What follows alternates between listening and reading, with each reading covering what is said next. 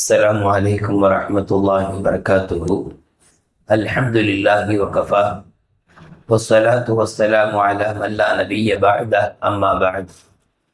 قال الله سبحانه وتعالى في كلامه القديم: قل الحمد لله بل أكثرهم لا يعقلون. آمنا بالله صدق الله مولانا العظيم.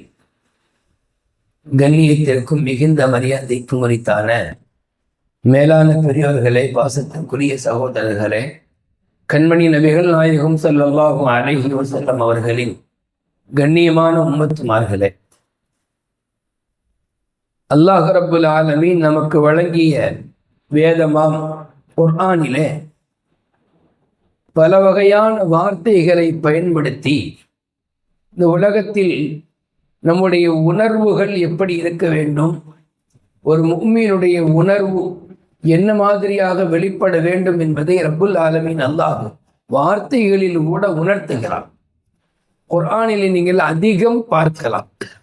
எப்படி அல்லாஹ் சொல்லுவான்? பல் அக்ஸருஹும் லா யஅகிலூன் அப்படின்னு ஒரு இடத்துல ஒரு வசனம் வரும். இன்னொரு இடத்துல வலாக்கின் அக்ஸரன் நாஸி லா யஷ்குரூன் அப்படின்னு ஒரு இடத்துல வரும். இன்னொரு இடத்துல வலாக்கின் அக்ஸரன் நாஸி லா யஅலமூன் அப்படின்னு வரும். இப்படி நிறைய இடங்கள்ல எப்படி வரும்னா, மக்களில் ஒருபாடு ஆட்கள், மக்களில் நிறைய பேர் அறியாமல் இருக்கிறார்கள், நன்றி செலுத்தாமல் இருக்கிறார்கள், விளங்காமல் இருக்கிறார்கள் என்று அல்லாஹு தஆலா அவர் ஒரு குற்றம் சாட்டுவது போல பேசுகிறார்.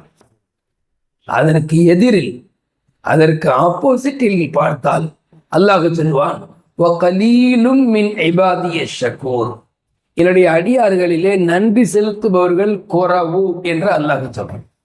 அப்போ அதிகமான பேர் எதில் இருக்கிறார்கள் என்று சொல்லும் போது விளங்காதவர்களாக, புரியாதவர்களாக, நன்றி செலுத்தாதவர்களாக இருக்கிறார்கள் அப்படின்னு சொல்றாங்க. கம்மியான பேர் எப்படி இருக்கிறாங்கன்னு சொல்லும்போது என்னுடைய அடியார்களிலே நன்றி செலுத்துபவர்கள் கம்மியாக இருக்கிறாங்கன்னு சொல்றாங்க. இதிலிருந்து நாம என்ன விளங்குறோம் அப்படின்னா, துன்யாவில் நாம வாழும்போது எதில் அதிகமாக இருக்க வேண்டும், எதில் குறைவாக இருக்க வேண்டும் அப்படின்னா நாம் எப்படி இருக்கணும் அப்படின்னா, அல்லாஹ்வுடைய நிஅமத்துகளை விளங்குவதிலே அதிகமான முனைப்போடு இருக்க வேண்டும். அல்லாஹ்வுடைய நிஅமத்துகளுக்கு நன்றி செலுத்துவதிலே நாம் அதிகமான ஒரு சிந்தனையோடு இருக்க வேண்டும். இதெல்லாம் அல்லாஹ் வார்த்தைகளிலே நமக்கு உணர்த்தலாம். தஃப்சீர்களில் அதிகமான பேர் விளங்காமல் இருக்கிறாங்க என்கிற இடத்துல எல்லாம் காஃபிர்கள், பாவிகள் என்றெல்லாம் போடுவார்கள்.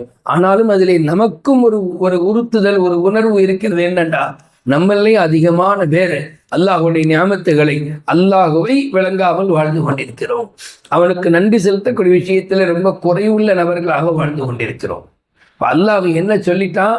என்னுடைய அடியார்களில் நன்றி செலுத்துபவர்கள் குறைவு, என்னுடைய அடியார்களில் நிறைய பேர் நன்றி செலுத்தாத மக்களாகத்தான் இருக்கிறாங்க. அல்லாஹ் ரெண்டையும் ஒரே இடத்துல ஒரு குர்ஆனிலே ரெண்டு இடத்துல அல்லாஹ் சொல்லுகிறார். ஹஜ்ரத் உமர் ரலியல்லாஹு ஒரு முறை தவாஃபின் போது இப்படி துவா செஞ்சுட்டாங்க: அல்லாஹும்ம ஜஅல்னா மினல் கலீலீன், அல்லாஹும்ம ஜஅல்னா மினல் கலீலீன். அல்லாஹுவே, என்னை அந்த குறைவான நபர்களிலே ஆக்கிவிடு, அந்த குறைவான நபர்களிலே என்னையும் ஆக்கிவிடுன்னு துவா செய்யறாங்க. அப்ப கூட இருந்தவங்க கேட்கிறாங்க, இது என்ன வித்தியாசமான துவாவா இருக்கு? அந்த குறைந்த நபர்களில் என்னையும் ஆக்கிவிடுன்னு சொல்றீங்களா, எந்த குறைந்த நபர்கள் அப்படின்னு கேட்டபோது அவங்க சொன்னாங்களாம், குர்ஆனில் அல்லாஹ் சொல்றாங்க இல்லையா, வகலீலும் மின் இபாதிய ஷக்கூர், என்னுடைய அடியார்களில் சுக்குரு செய்பவர்கள் கம்மின்னு சொல்றான் இல்லையா அல்லாஹ். அந்த சுக்குரு செய்யக்கூடிய ஆட்கள்ல என்னையும் ஆக்கிடுன்னு சொல்லி அல்லாஹ்ட்ட கேட்கிறேன். மேலான பெரியவர்களே, குர்ஆனுடைய வசனங்கள் கூட நாம் எப்படி வாழுகிறோம் என்பதை தெளிவாக சொல்கிறது. இப்போ நம்மில் நன்றி செலுத்தக்கூடிய தன்மை குறைவு, அல்லாஹ்வுடைய நியாமத்துகளை விளங்கி வாழக்கூடிய தன்மை நிறைவாக இருக்குது, அல்லாஹ்வுடைய நியாமத்துகளை விளங்காத நிலையில் வாழக்கூடிய தன்மை அதிகமாக இருக்குதுன்னு வழங்குது. மேலான பெரியவர்களே, நாம அடிக்கடி அல்ஹம்துலில்லாஹ் என்று சொல்லணுமா? இந்த நான் ஓதுன அந்த ஆயத்திலே முதல்ல எப்படி எடுத்து குலில் ஹம்துலில்லாஹ், அல்ஹம்துலில்லாஹ்னு சொல்லுங்க. அதுதான் நன்றிக்கான முதல் படி. அல்ஹம்து என்பது ரஸு ஷுக்ர், ஷுக்ருடைய தலையான ஒரு வார்த்தை தான். நமக்கு என்ன நியாமத்து கிடைச்சாலும், என்ன நிலையில் இருந்தாலும் அல்ஹம்துலில்லாஹ் என்று சொல்ல வேண்டும். இந்த அல்ஹம்துலில்லாஹ் எப்படி தெரியுமா ஆகும்? அல்லாஹு அக்பர். நாளை கியாமத்து நாளையில சுவனத்திற்கு போன பிறகும் கூட அல்லாஹ் நமக்கு நசீபாக்குவானாக. சுவர்க்கத்திற்கு போன பிறகும் கூட நம்மை அறியாமல் நாம் சொல்லுவோமா, அல்ஹம்துலில்லாஹி அல்லதி அஸ்ஹப அன்னல் ஹஸன் இன்ன ரப்பனா லகஃபூருன் ஷக்கூர். புகழ் அனைத்தும் அல்லாஹ் ஒருவனுக்கு நம்மை சுற்றும் கவலையை போக்கிவிட்டார். எங்க போவோம்னு தெரியலையே, என்ன முடிவு நமக்கு கிடைக்கும்னு தெரியலையே, சொர்க்கம் நமக்கு டிசைட் ஆகுமா அல்லது நரகம் நமக்கு கிடைத்திடுமா என்கிற அச்சத்திலே, என்கிற கவலையில் அல்லாஹ் நமக்கு சொர்க்கத்தை கொடுத்து கவலையை போக்கிவிட்டார். அந்த இடத்திலும் கூட நம்மை அறியாமல் அல்ஹம்துலில்லாஹ் என்று நாம சொல்லுவோம். ஏன்? இத்தனைக்கும் சொர்க்கத்தில் நமக்கு எந்த அமல்களும் இல்லை, சந்தோஷமாக இருப்பது மட்டும்தான் வேலை. உள்ள நுழைந்ததோடு நாம மற்றது எல்லாத்தையும் மறந்துடணும்.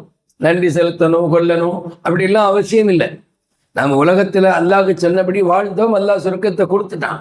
ஆனா அங்க போன பிறகும் கூட நம்மை அறியாமல் அல்ஹம்துலில்லாஹ் வருவது எதை உணர்த்ததுன்னா, இந்த துனியாவில் நம்ம அடிக்கடி அல்ஹம்துலில்லாஹ் சொல்லி இருக்கிறோம் சொன்னதின் அடையாளம் அங்கேயும் நம்மை அறியாமல் வருகிறது.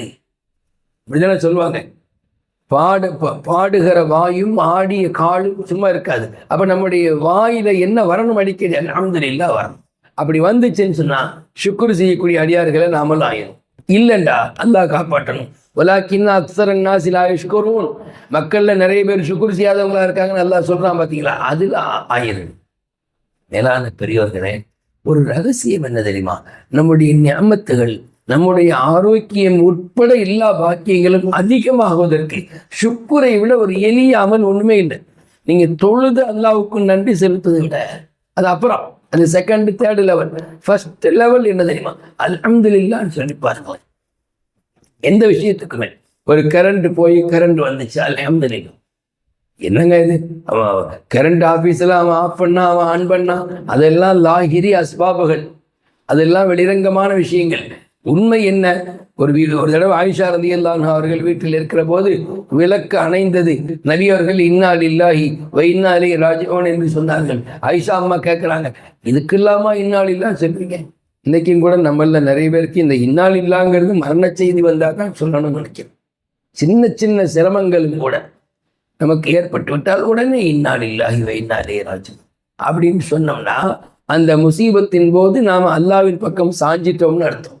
அந்த முசீபத்து நீங்கியதும் அல்ஹம்துலில்லாஹ்னு சொல்லிட்டோம்னா நாம் இப்போவும் அல்லாஹ்வுக்கு நன்றி செலுத்தக்கூடிய அடியாராக இருக்கிறோம்னு அர்த்தம். ஏறத்தாழ நம்மை அல்லாஹை விட்டும் நீக்கவில்லை.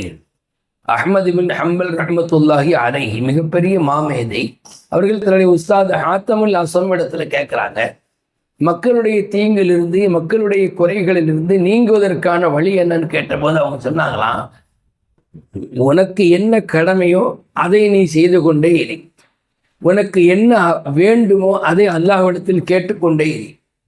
கத்தீம் அல்லதி அலைக்க, உன் மீது என்ன கடமையோ அதை நீ முற்படுத்தி கொண்டே இரு மறுமைக்காக. அல்லாஹ்விடத்தில் உனக்கு என்ன கேட்க வேண்டுமோ அவனிடத்தில் அதை கேட்டுக்கொண்டே இரு. மக்களுக்கு நீ எதை கொடுக்க வேண்டுமோ அதை நீ கொடு, மக்கள்கிட்ட இருந்து எதுவும் வாங்காத. அப்ப என்ன புரியுது? எந்த நிலையிலும் அல்லாஹ்வின் பக்கம் சாய்ந்தவனாக வாழு. சிரமம் ஏற்பட்டாலும் இன்னா லில்லாஹ், அந்த சிரமம் நீங்கினாலும் அல்ஹம்துலில்லாஹ். அல்லாஹ் அப்படித்தான் சொல்றான். அந்த அல்ஹம்துலில்லாஹ் சொல்லாதவங்களை பார்த்து அல்லாஹ் என்ன சொல்றான்? பல் அக்ஸருஹும் லா யஅகிலூன். அல்ஹம்துலில்லாஹ் சொல்லாதவர்கள் அதிகமான பேர் அல்லாஹ்வினுடைய நியமத்தை விளங்காமல் இருக்கிறாங்க. அந்த ஒரு நிலை நமக்கு வந்துடக்கூடாது.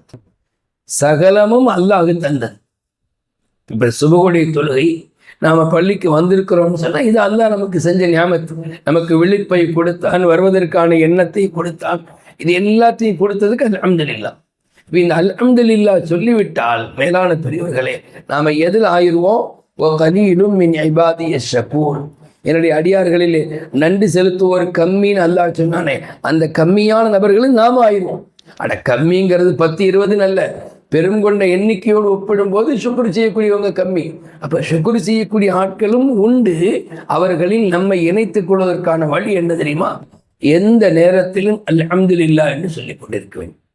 அப்படியே சொல்லி சொல்லி சொல்லி சொல்லி பழகிட்டோம்னா அல்லாஹ் அக்பர். உண்மையிலேயே நாம எப்பொழுதும் அல்லாஹ்வுக்கு நன்றி செலுத்துறோம். இன்னைக்கு போதுனங்க சுபகுல லைன் ஷக்கர்த்தும் லஸீதன்னகும். அல்லாஹ் சொல்றான், நீங்க மட்டும் சுக்குர் செஞ்சீங்கன்னு சொன்னா நான் அதிகப்படுத்தி கொண்டே இருப்பேன். நம்ம அல்லாஹ் விஷயத்தில் நமக்கு எந்த சந்தேகமும் இல்லை. அவனுடைய கஜானா காலி ஆகிடுமோ, அது ஒன்றும் மாநில அரசனுடைய நிதியோ அல்லது மத்திய அரசனுடைய நிதியோ இல்லை. அண்ட சராசரத்தையும் ஆளுகிற அல்லாஹுடைய கஜானா, அது ஒருபோதும் காலியாகாது. அப்போ அல்லாஹ் நமக்கு அதிகப்படுத்தி தருவேன்னு சொல்றானே, அதற்கான வழி என்ன? சுக்குரு செய்தால் அப்படின்னு குர்ஆன்லயே அல்லாஹ் சொல்றான். சுக்குரு செய்யக்கூடிய எளிய வழி அல்ஹம்துலில்லாஹ் என்று சொல்லிக் கொண்டே இருங்கள். அப்படி சொல்லாத பட்சத்தில் தான் நான் சொன்ன அந்த ஆயத் பல் அக்ஸர்ஹும் லா யஅகிலூன் என்கிற நிலைக்கு ஆளாகிடும். அப்ப அல்லாஹ் நம்மை அந்த அதிகமான பேரில் சேர்த்து விடாமல், குர்ஆன் சொல்லக்கூடிய வார்த்தை பிரயோகத்தின் அடிப்படையில் அடிப்படையில் அந்த அதிகமான பேர்களில் அல்லாஹ் நம்மை சேர்த்திடாமல் பாதுகாத்துள்வானாக. எந்த அதிகமான பேர்?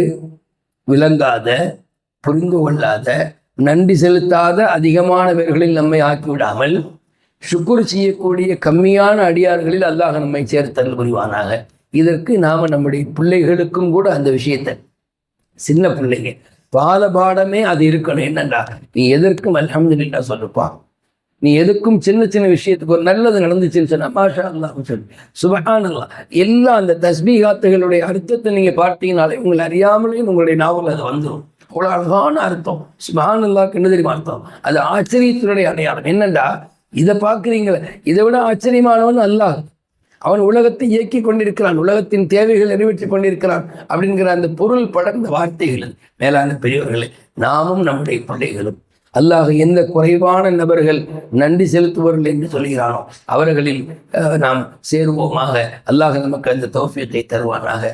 ஆமீன் ஆமீன் யா ரப்பல் ஆலமீன். அஸ்ஸலாமு அலைக்கும் வரஹ்மத்துல்லாஹி வபரகாத்துஹு.